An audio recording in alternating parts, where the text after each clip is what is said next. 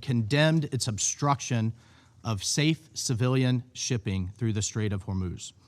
As President Trump explained in his statement last week to the nation and the world, we are here because Iran's tyrannical regime has persisted for decades in escalating its attacks against the American people, our allies in the region, and the world's commercial fleets, in flagrant violation of international law and nearly a dozen resolutions from the United Nations Security Council.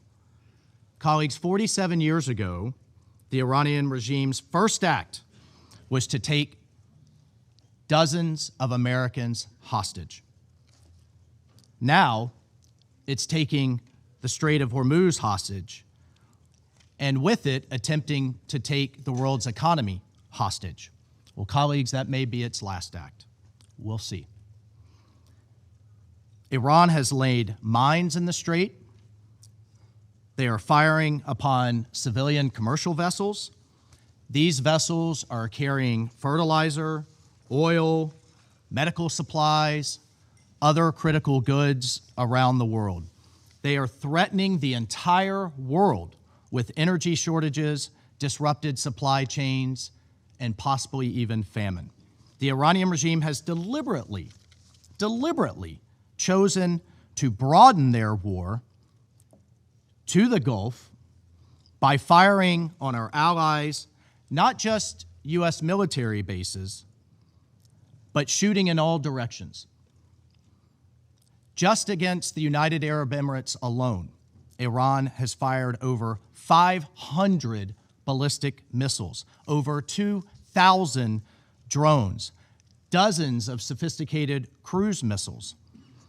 Again, not against military targets, against resorts and ports and hotels and civilian neighborhoods in absolute and flagrant violation of international law. The Kingdom of Bahrain has sustained thousands more ballistic missiles, drones, cruise missiles, again, against civilian neighborhoods. Iran has deliberately chosen to broaden their war even further. Iran's foreign minister, Araghchi, has stated now the Strait of Hormuz is now Iranian territory. That's quite the pronouncement. And that they will treat it as their own territory. Again, holding the world's economy hostage. This was their choice to deny the world oil that's needed to heat their homes, African and South Asian states who need grain and fertilizer to pass freely through the strait in time for planting season in spring. As we speak, colleagues, as we speak right now, 80 UN and international humanitarian groups delivering medical aid, shelter, supplies, and food to humanitarian crises in the Congo, in Sudan, in Gaza, cannot pass through the strait. No one should tolerate that they are holding the global economy at gunpoint, but today, Russia and China did tolerate it.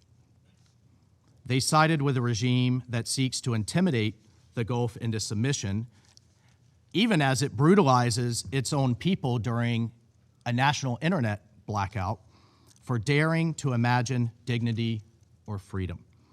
Now it seeks to punish the world as cynical leverage in its death to America approach to foreign policy. Colleagues, the blight Iran has inflicted upon us, you, and its own people, it did not begin on March 11th. It did not begin February 28th or even today. For nearly half a century, the Islamic Republic of Iran, the world's leading state sponsor of terrorism, has built its reason for existence on the violent exporting of a revolution. It's built its reason for existence on intimidation and terror. And I commend Bahrain and everyone who voted with this resolution for saying enough is enough. It has attacked American embassies. It has murdered hundreds of American diplomats, service members, and civilians. It has bombed American barracks and businesses. It has tried to bomb our cities. It has even repeatedly conspired and failed to assassinate the President of the United States. The perpetrator of that Iranian plot was just convicted right down the street in Brooklyn in an American court. Thank God. This year alone, multiple agents of the Iranian government were convicted and intercepted in other plots to kill the president and an American-Iranian dissident who spoke right here at this council, Masa Alinejad, all in clear violation of Security Council Resolution 1373, which prohibits states from supporting acts of terror. 47 years and counting, colleagues, Iran has campaigned against peace in the region by any means necessary. Just this January, it slaughtered tens of thousands of its own citizens, as we discussed right here in this council. But yet, the regime then promised no more executions on its citizens. But what are they doing? Violating that promise, and instead are slaughtering, on average, 1 Iranian per day. People who dare to protest their own government. Iran has also armed terrorist proxies, targeted civilians, strangled shipping lanes, and destabilized governments. As a 2019 UN Secretary General report affirmed, it has hidden and encouraged its proxies to hide behind civilians and civilian infrastructure to attack Americans and our allies. The Secretary General himself affirmed Iran hides military hardware in hospitals and schools and civilian neighborhoods for propaganda purposes in the most sick and despicable way. Don't take that from me. Take that from the Secretary General and his own report. And now, according to the UN's UNICEF, the IRGC is openly recruiting children as young as 12 to be child soldiers. Right now, as their country suffers, they are spending millions per day to enforce an internet blackout on those same civilians and those same children that they are executing for daring to protest. Why is all of this happening? Because regional peace is a threat to Iran. Apparently, it's not good, or apparently it's bad for China and Russia too. It exposes the Iranian regime for what it is, which is a dictatorship punching at the kneecaps of its neighbors who have realized a better future for their people. Just across the Strait of Hormuz, cities like Dubai, Doha, and Manama, and Riyadh beckon the Iranian people for a better future. That's the threat, colleagues. That's what the regime doesn't want to see for its own people. Right across the Gulf, there is a brighter, better future, a different model. And they will not have it, and they're attacking it at every turn. I recently heard, colleagues, from an Iranian dissident, one who has been repeatedly harassed, threatened, and is in hiding. This Iranian dissident told me, do you know what the Iranian people fear the most? They fear that America will stop. They fear that we'll stop too soon. And that a new future, this is from the dissident, a new future, one who looks like what its Gulf neighbors have provided, will not come for them. Well, today, colleagues, certain countries stood in the way of that future, and the United States voted to protect that future. Mr. President, it is not lost on us that as we speak, your people, our allies across the Gulf, and American service members in the region are under a barrage of Iranian missiles and drones. They and you have shown great bravery. It is sad and unfortunate that Russia and China have not. We have long known that these countries are capable of paralyzing the Council through obstruction and manufactured confusion. Today's veto marks a new low, and it shows just how frightening a safer, more secure, more united Middle East can be. Colleagues, the rejection of this resolution will be explained today. You will hear today a number of excuses. You will hear that this was part of the U.S. campaign to ensure that the world is free of Iran's nuclear program. I will note today's result does not restrict the United States to continue to act in its own self-defense and in the collective defense of our allies and partners, and President Trump will continue the actions necessary to defend our people and the free world. The request from Bahrain and from the region was not unreasonable.